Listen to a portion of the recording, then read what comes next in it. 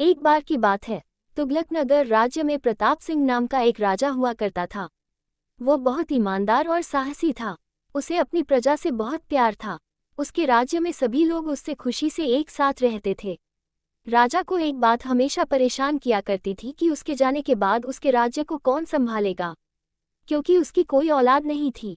एक दिन राजा ने अपने राज्य से ही किसी युवक को अपना उत्तराधिकारी चुनने का फैसला किया। वो अपनी ही तरह किसी ईमानदार लड़के को सत्ता सौंपना चाहता था, जो प्रजा का ख्याल रखे। राजा ने काफी सोच विचार करके राज्य के सभी होनहार बच्चों को दरबार में बुलाया और घोषणा करते हुए कहा, मैं आप सब में से किसी एक को अपना उत्तराधिकारी बनाना चाहता हूँ। इसके लिए आप सबको एक परीक्षा दी जाएगी। जो इसमें पास होगा वही मेरा उत्तराधिकारी बनेगा। इसके बाद राजा ने वहां मौजूद सभी बच्चों को एक एक बीज दिया और बोला कि घर जाकर इस बीज को गमले में लगाना है। 4 महीने बाद सभी अपने पौधे के साथ यहाँ पर फिर से एकत्रित होंगे। उस समय मैं आप में से किसी एक को अपना उत्तराधिकारी बनाऊंगा। सभी बच्चे सोच रहे थे कि राजा अपना उत्तराधिकारी बनाने के लिए कोई कठिन परीक्षा लेने वाले हैं, लेकिन गमले में बीज बोने की बात सुनकर सभी इस परीक्षा को आसान समझकर खुशी खुशी घर लौट गए। वक्त बीतने लगा। सभी बच्चों के गमले से बीज की उपज दिखने लगी थी, लेकिन क्षितिज नाम का एक बच्चा था जिसके गमले से पौधे का नामोनिशान नहीं था। क्षितिज के साथ के दूसरे बच्चों के पौधे बड़े होने लगे थे। ये देखकर वो बहुत परेशान रहने लगा।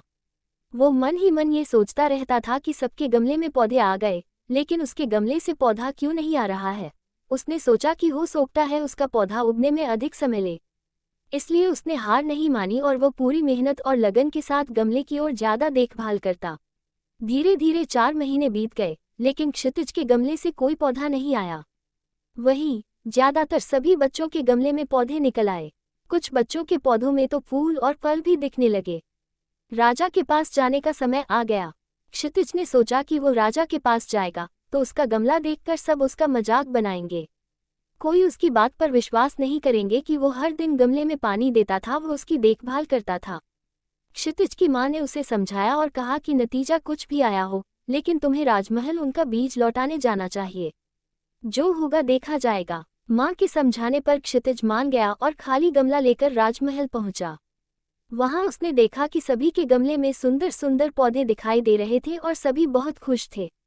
उसका गमला देखकर सभी हंसने लगे और अपनी मेहनत का बखान करने लगे। वो चुपचाप आंखें नीचे किए शर्म से बैठ गया। इतने में राजा आए और सभी के गमलों को ध्यान से देखने लगे। जब वो क्षितिज के गमले के पास पहुंचे तो उन्होंने पूछा, ये किसका गमला है? क्षितिज, जी मेरा। राजा, तुम्हारा गमला खाली क्यों है?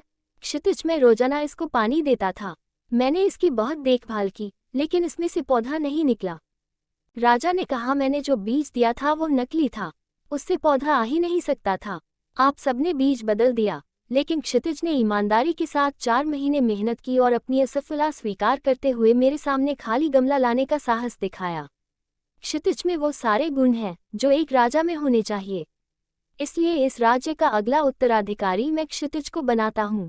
सभी युवकों का सिर शर्म से झुक गया। वे चुपचाप दरबार से बाहर निकल गए। इस तरह क्षितिज ने ईमानदारी की बदौलत राज्य का सिंहासन पा लिया। कहानी से सीख, हमें किसी भी परिस्थिति में ईमानदारी नहीं छोड़नी चाहिए। इंसान को उसकी सच्चाई और ईमानदारी का फल जरूर मिलता है।